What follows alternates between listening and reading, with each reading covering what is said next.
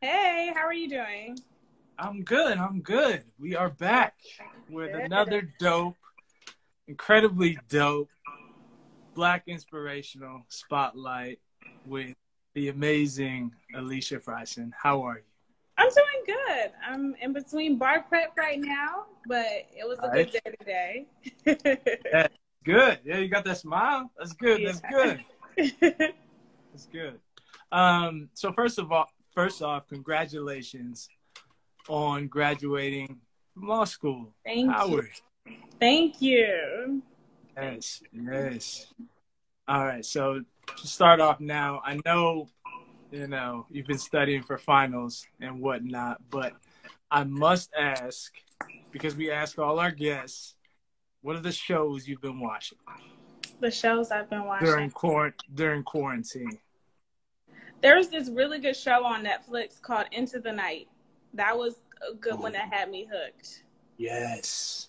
I liked that one a lot. I was stuck on that one. And then I I haven't watched TV probably in the past 2 weeks. I did try and like go through Insecure. That was another thing. I was trying to Yeah, relive Insecure from season 1, episode 1. So I was on yeah. that mission for like the past week or so.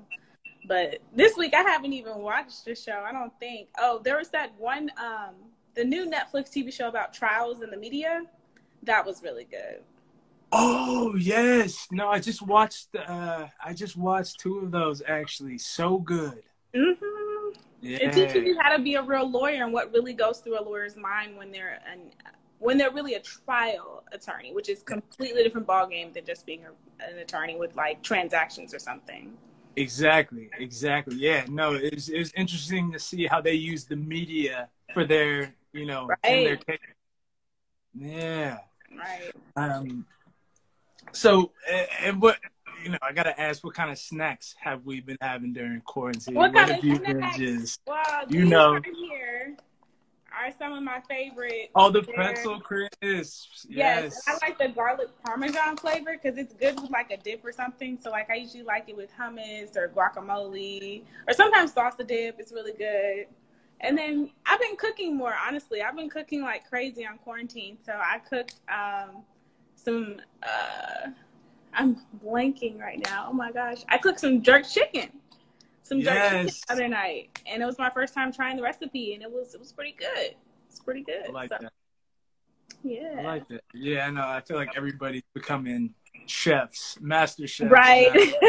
Everybody's starting to cook. That's Yeah. good. That's good. Now, a little backstory for everyone about your upbringing. Now, you're from Vallejo, California, Yeah. The Bay and then you went to Area. Bay Area. Let's Yeah. go. Yes. And then you went to Bishop O'Dowd High School in Oakland. Yep. And uh, growing up, did you always know that you wanted to be a lawyer? And where did that passion come from? Definitely. I think I always knew I wanted to do something to help people. And it really started with my mother. So my mother has always taught me about servicing other people, and she was a juvenile probation officer her most of my entire life. Right. And she wasn't the conventional PO. She loved her clients, and she actually called them her babies. And she'd always tell me about their upbringing and things that they went through. And it will always get to me when I'm like 6 or 7 years old. I'm like, these kids are just like me, but they weren't given the opportunity to have somebody defend them properly and advocate for them.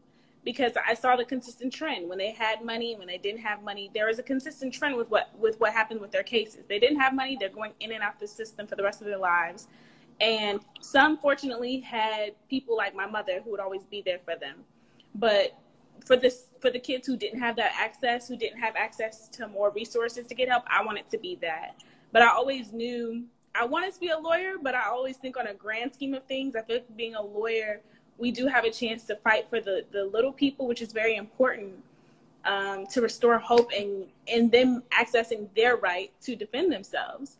But I also think on a grand scheme of things, being a lawyer isn't my end goal whatsoever. It's definitely like my first step, because my thought process is that although I'm working hard at defending each person in each case and trying to put a dent in the system, I feel like the hit I can have and the impact I can have on the system only goes so far.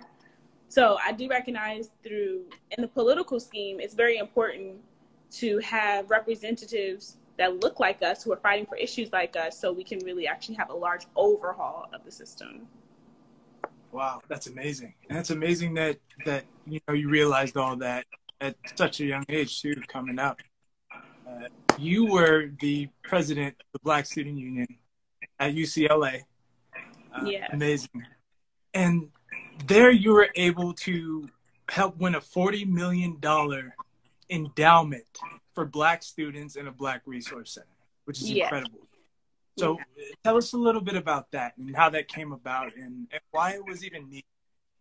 Definitely. Well, UCLA has long had a problem with Black representation.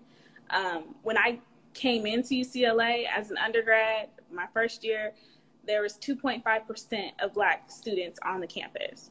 And for the class above me, it was actually even slimmer of a number. I could count all of the Black men on campus on my hands. I knew every face of a Black man who actually attended UCLA in the grade above me.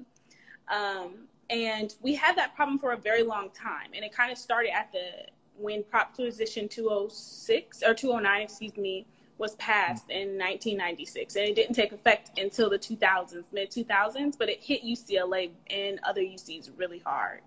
And tell us what Prop 209 is for those who don't know. Yeah, I'm sorry. Proposition 209 was the repeal of affirmative action for California. So jobs and the public school system, and the UC system is one of the biggest institutions, biggest higher education systems in the nation. And so imagine like the numbers dropping from like 10% of Black students. That doesn't sound big, but you feel it when you're on that campus. And starting school, I felt it. There was about 300 of us coming into a class of 6,000, 8,000, I believe. And the campus total was around 20 to 30,000. And it felt like our community was even smaller. And with us being such a small group, we get dropped off the boat pretty quickly. Like in terms of the resources, in terms of having counseling, peer counseling, that's another thing I'll get into, but in terms of having counseling sessions and things like that, or having career counselors, there was barely any support for Black students and students of color, such that students of color created it for themselves. So my organization,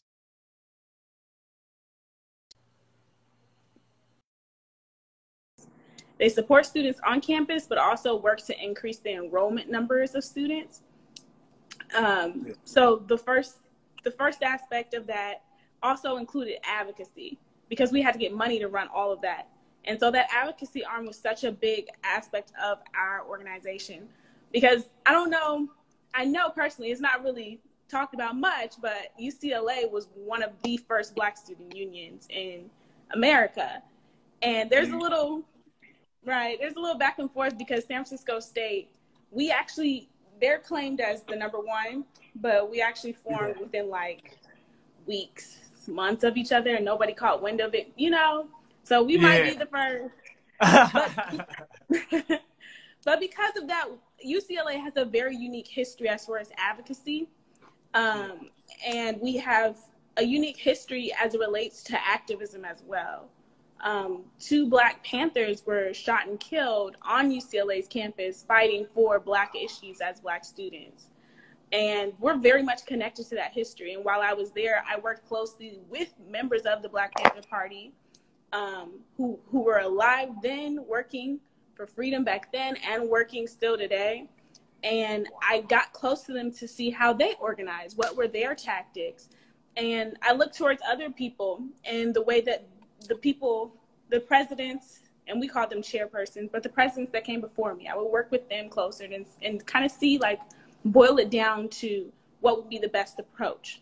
Because the 40 million didn't come from my idea at all. We had been trying to get the 40 million, and initially it was 20 million, but I added a couple zeros to tax.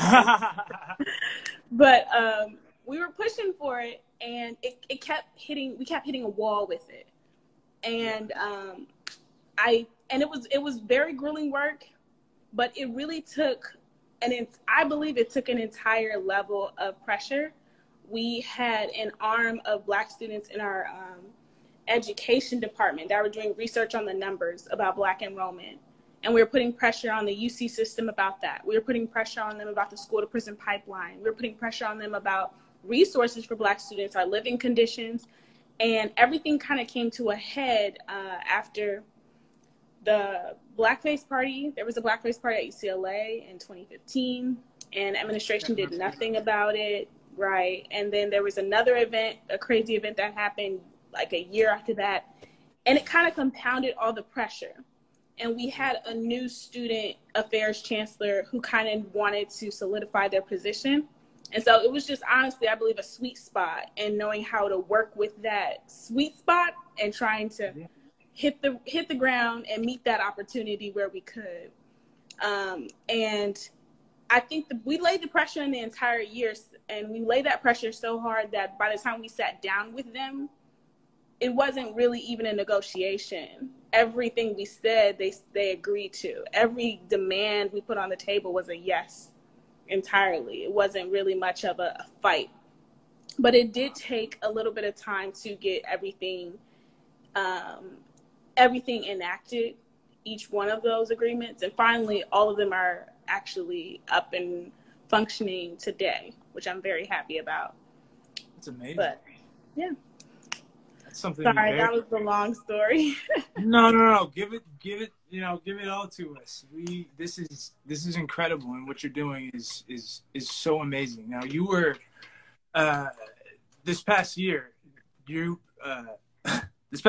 trial advocacy team won your region and advanced to national. So can you tell us a little bit about that, and then for people who may not know what a trial advocacy team does, tell us a little bit about that. Okay, yeah. So trial advocacy is mock trial. It's basically fake court. What you see on Law and Order, that's almost exactly what we do, except for we have to learn all of the rules of the courtroom. We have to learn how to govern ourselves accordingly, and all the rules of evidence. Every time you want to introduce something, you want someone to testify, there's so many rules that you have to, there's about 1,500 rules that you have to go through and memorize to be on your feet at each point of the trial, and to know how to do it eloquently, how to speak well, all these other things.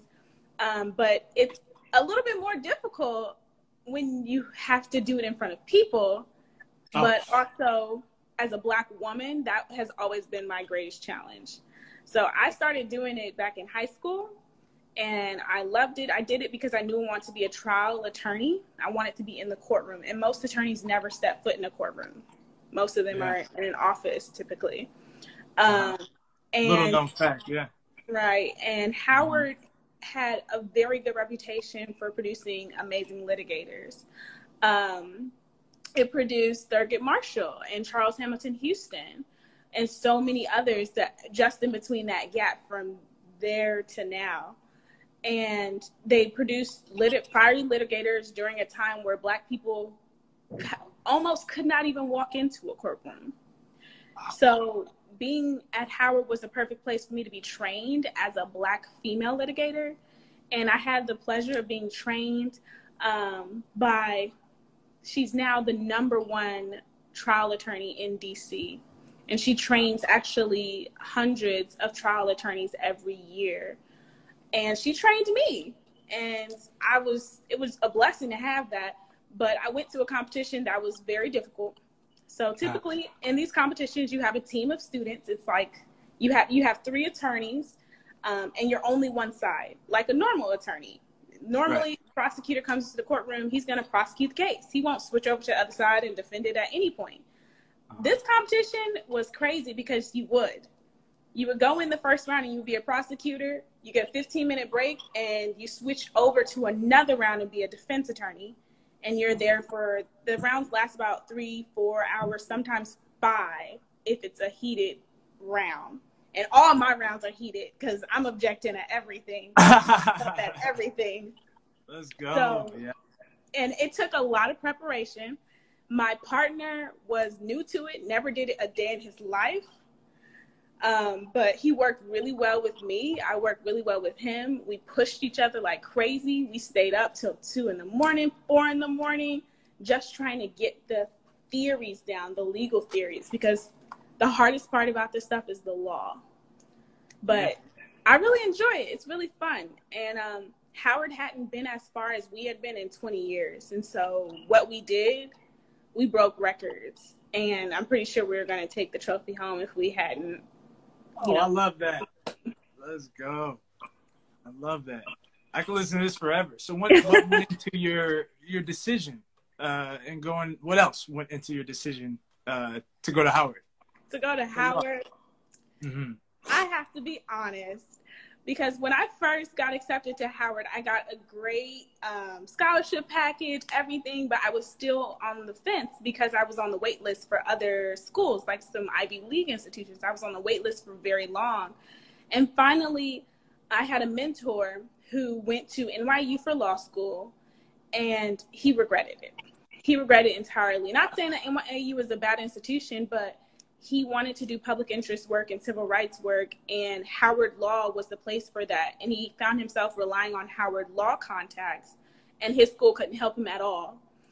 And he really pushed me because he saw in me where I wanted to be and where the best place was for me. And it took me a very long time to decide. I got accepted very early. Like I think I got accepted like January. I called them in April.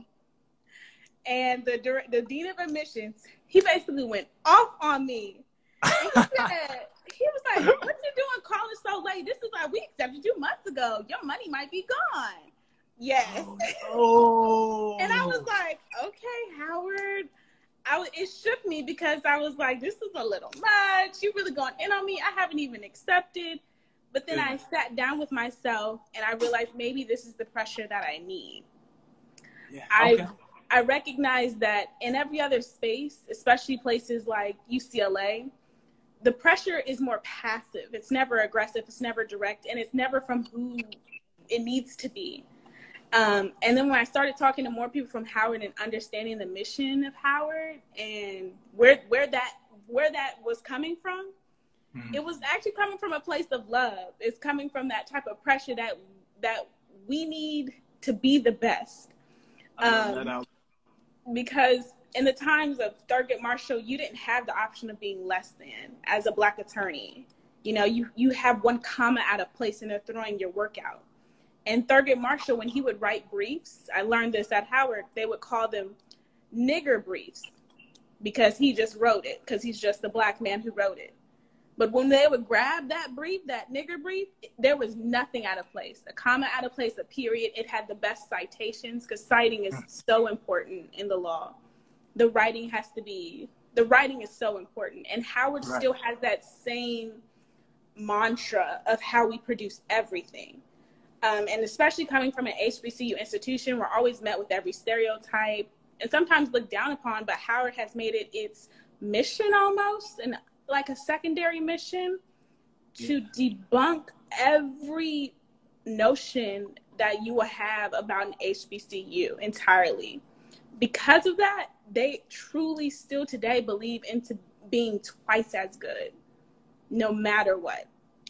And I've seen it because I've had the chance to get into the work field for law, and I see my counterparts. I see my Ivy League counterparts. I see them all, and the proof is there. Our writing as Howard graduates is always the best. And outside of the way they've built me as a lawyer, I'm forever grateful for the person they've kind of forged me into. It wasn't easy, but I've been forged in the fire. So I'm just thankful. That's amazing. You make me want to be a fly on the wall there. I feel like I just took a whole class at HU. That is amazing. Let's fast forward a little bit now to, I see that you just took a job at the Orleans Public Defender's Office. Yeah. Big congratulations on that. Thank you. And you also received a Civil Rights Fellowship from the NFL. So talk a little bit to us about, what these jobs entail and how they came about.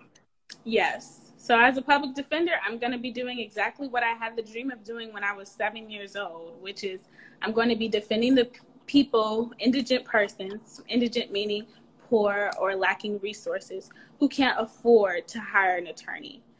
And New Orleans, the New Orleans Public Defender's Office has a kind of fresh history. They kind of had to rebuild themselves after Katrina, or everything did. And frankly, the South and Louisiana itself does not support the representation of indigent persons whatsoever, literally. So Louisiana, till this day, does not fund public defenders in New Orleans, at least. There's no funding for them. The way they make their money is through traffic tickets and the cameras on traffic lights and things like that. And so coming to a place like this, it's very, you have to really fight. Every moment you stand up, everything has to be so crisp and clean. You have to fight with perfection. And it's the type of place that I want it to be, because I could see that it was the place that needed it the most. The rates, as far as the level of convictions and the sentencing here, it feels like you're still stuck in a different era, to say the least. And personally, I always wanted to be there to fight for someone. And I love my home because I'm from California. I'm from the Bay. I love it there. And I love how progressive people are and how ready they are for people like me who like to fight. But I have to be realistic with myself that sometimes it's not about being where you're comfortable. And Howard kind of taught me that. Sometimes being in another place is the best place for growth. But outside of my own desires, I feel like California is the mold. California has had so much progress, opportunity, and resources and people there to build more. And places like here in New Orleans, many people leave. Like when I go to my law school in DC, many people who are from Louisiana, they're leaving Louisiana and they plan to never go back. And you need somebody to come back and develop. You need somebody to come back and fight for what to progress to the level of these other places. So I'm excited to put myself in that position and to be there. Y'all hear that? Get out of your comfort zone. Right? Let's go. I love that. And tell us about the fellowship. Oh, yeah. So the fellowship was actually it's an entire program, one on the back of Colin Kaepernick's Advocacy. And as a fellow, fortunately, it's reserved for students who come out of HBCU institutions, which I think is very beautiful.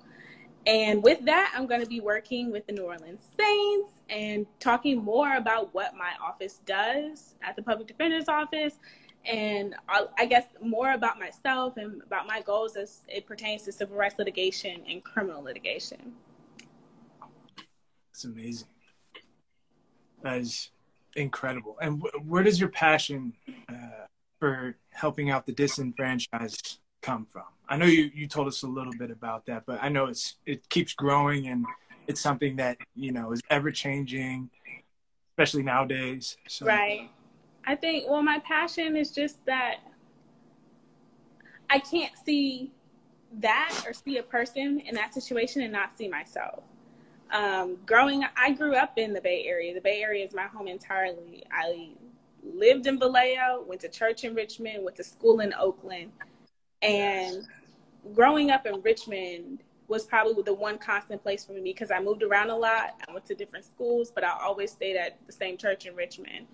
And I didn't grow up with my parents' family living in California. They're both from a different state. And so I had to form family. And there's people who aren't related to me by blood at all that I call my family. And I've seen my family go through some very hard things. The clients that I have, and because I've already worked there before, the clients that I have when I go to New Orleans, they're my family. Those are the people I see. The person who's addicted to drugs, addicted to crack or heroin, or who can't stabilize their family, who are trying to find a way to put their family back together, can't keep their kids. Like, that's my family. I see you in each person that I grew up with, who I call aunt and uncle, who helped raise me. And I see that I am far more privileged and I have an amazing resource that I've been able to get this far. Not only graduate from a tier 1 institution, but to even go to law school and even have the funds, because it's so expensive, to sit for the bar exam. I see that I have privilege, but my biggest goal is that I really want to do all that I can to lift up my people. Because at the end of the day, what is it if I just gain something for myself? Yes. So that fuels me every day, that even if I'm not changing the world today, I'm adding a little drop in the bucket to get us somewhere. Oh my God. Amen. Amen. Now, I'm going to jump back just a little bit, back to Colin Kaepernick a little bit. In your eyes, how has Colin Kaepernick's stance and, activism shaped the way, we view civil rights now through that kind of NFL lens now right. that those are kind of synonymous and you can, Right. I think Colin Kaepernick's activism was so powerful and so needed, because we've just moved in this new place as society to see activism on mainstream level, like seeing Beyonce participate in activism in different ways. That's so new for us to have such a high level person, sacrifice their image for a message. And the NFL, for me, that was a very powerful image for me, because when I was at UCLA, I learned more about the athletic institutions in our nation, the NFL, the NBA, but also the college institutions, and how it almost works like a modern day plantation in itself. The way the person, we have teams full of hundreds of Black men run by white male managers and coaches and owners. And then on the other side, when at college level is much more intense than I think we all are aware of. And at UCLA, I was fortunate enough to see that UCLA, the students got more money in their pocket. But for most of these other schools, like the students, they can't leave the campus without permission from their coaches. They can't even travel out of state without permission from their coaches. And the students that go broke, who can't even afford to eat because they can't work as a college athlete. Yeah. And we've seen that, a lot of them getting in trouble with the law and the way that they're criminalized on their own campuses. And they're the last people to ever speak out because they know the threat of what could happen if they do.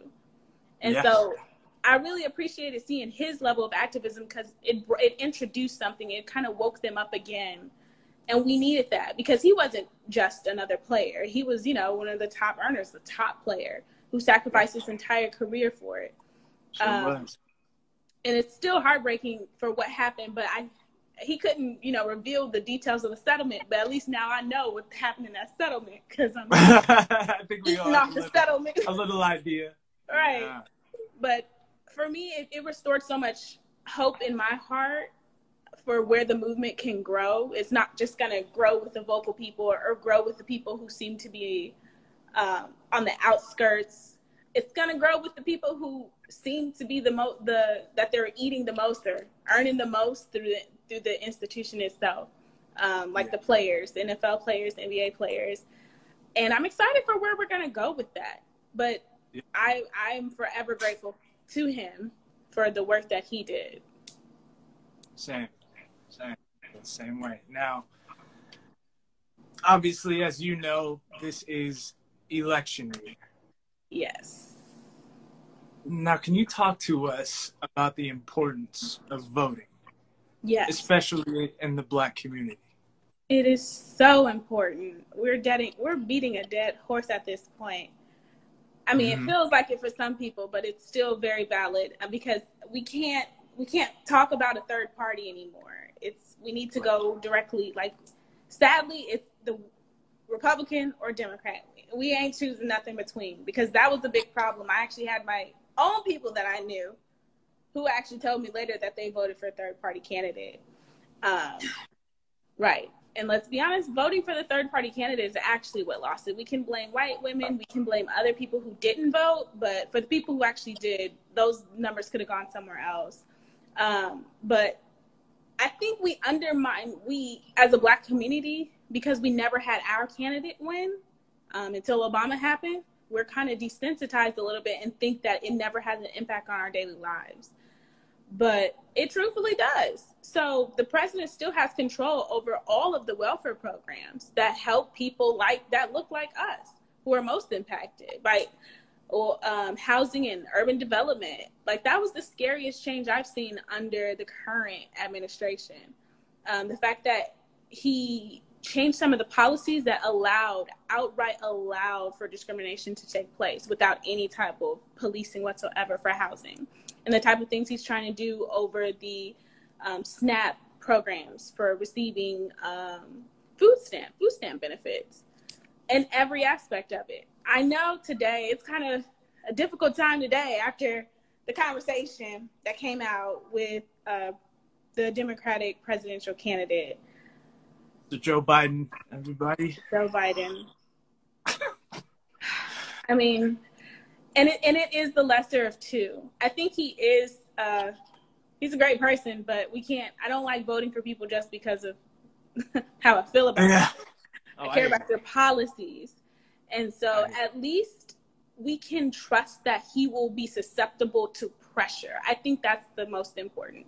I know we can look to his track record and we may not feel most comfortable with his track record, but we can trust, I think that we can trust that with the right pressure, he'll lean where we want him to lean. I don't believe he thinks he's untouchable like the current administration, the current president. I definitely believe that he'll listen to his people, and that's the biggest thing that we can bank hope into.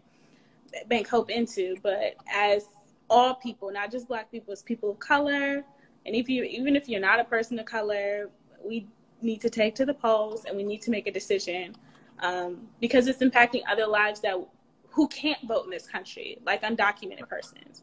I have a really special place in my heart for undocumented people. I have a few friends, or many friends, that are undocumented, and I wish people would think that way. Take this opportunity for those people who are going to be further persecuted by someone who doesn't even recognize their personhood, doesn't recognize their humanity. Yeah. Right. I'll tell you what, if you run for president, you got my vote 100 times over. I'm going to come back for that vote then. Yeah. I like that. I hope so. Now, you're very solutions based. What advice can you give people on how they can be a solution for their community? What steps can they take to make their communities better? Great question. I think what I've seen to be the best is a sense of unity, first off. I know that's very difficult, but I feel like it's very difficult for Black people. And it's not a problem that it's difficult, because, we did come from Africa, but not all countries in Africa are synonymous or the same whatsoever. We're actually very different people. We're not a monolith. But I feel like now in this time, there's this huge shift towards mobilization and organizing much more. And I just hope, I think the thing that people can do the best to help is forming some way of collective mobilization in some way. Like, even if you're working on a business concept or any of that thing, try and collaborate more with someone else, because you're building power, you're building more wealth in the Black community. And someone taking your idea or taking your access to something, it can sting a little bit, but in the end, we're all going to rise. And that's actually the idea that many other people of color communities have been developed entirely for a very long time. And many people think Black people can't do it because there's entities out there that are blocking us. That's true. Yeah. But if we're able to continue and build, it's unstoppable. There's only so much you can block when someone has the money or someone has the connections. And that's something I do appreciate about the South. And that's part of the reason why I wanted to come to the South. Like, having like entirely wealthy or connected or locked in Black communities is very different for me coming from California. And even the East Coast has them, very much so established Black communities. And we just need to maximize that, because we're much more to ourselves than we realize. And I think we just need to tap into that better and talk more outside of social interactions and take it to the next step, like your business goals and all of that, your business goals or your educational goals, or developing the next plan. And social media is the best thing for us, because I'm connected to so many different circles through social media. Like I had a pro fight that just became a doctor from USC, got her doctorate in communications, and she has a beautiful Black doctors community that I can tap into for research or information and developing something when it pertains to law, because sometimes research is important when you're preparing certain briefs or motions and things like that. And so we can really just impact each other if we think about it that way. We shouldn't kind of sever and silo ourselves off. Absolutely. I couldn't agree more. What advice do you have for young kids or even older kids who want to become lawyers? Keep pushing towards it. Don't ever protect your dreams. Protect your goals. Don't ever let someone else's words impact what you're going to do, negative or even positive. Because sometimes the positive can sound like, maybe you should think about doing this, which sounds better. No, stay on track with what you want to do. And for me, I have some very big goals. I don't keep my goals small whatsoever. And I'm very protective of my goals. My mother told me at a very young age, when I told her what I wanted to do, she said, oh, keep that to yourself. Just be. She said, I love it. And you hold on to that. And I'm glad I did, because sometimes when you speak about your goals that are too big for the person you're speaking to, when you're too young and they're too young, they shoot down like popping your bubble each time they can. Yep. And so every time I shared my goals, I shared it with the right person if I did. Shared it with someone who could speak in life into those goals. And I think that's the reason why I'm here today, because of each of those people, including my mother, who spoke life into me. Yes. That's real. That's very real. And last but not least, please tell everybody how they could follow your journey, your social media handles. Yeah. Get those out. They need to be following. Everybody needs to be following. My Instagram, legally.Alicia. You can follow me from there, because I don't really post on anything else. I have a Twitter, but I don't really know how to work Twitter. So I'm just all over Instagram, and I try to keep people up on whatever I'm participating in, whether it's organizing or my career goals or things like that. I'm definitely going to keep all of my village and my community up with that. Yes. Yes. I can't thank you enough for joining. I don't want to hold you any longer. I know you got to go save the world. Y'all, Alicia must be saved at all costs. At all costs. I mean, I just play a lawyer in make-believe land. But, like, you are the real deal. Thank you so much for all you do in our community. Don't stop being an inspiration and such a light. Thank you. Thank you. I'm definitely going to keep up with the work. Definitely. Good. Thank you so much. Best of luck to you. Thank you. Thank you for having me. This was great. Our pleasure. Our pleasure. You have a good weekend now. You too. All right. Bye, everybody.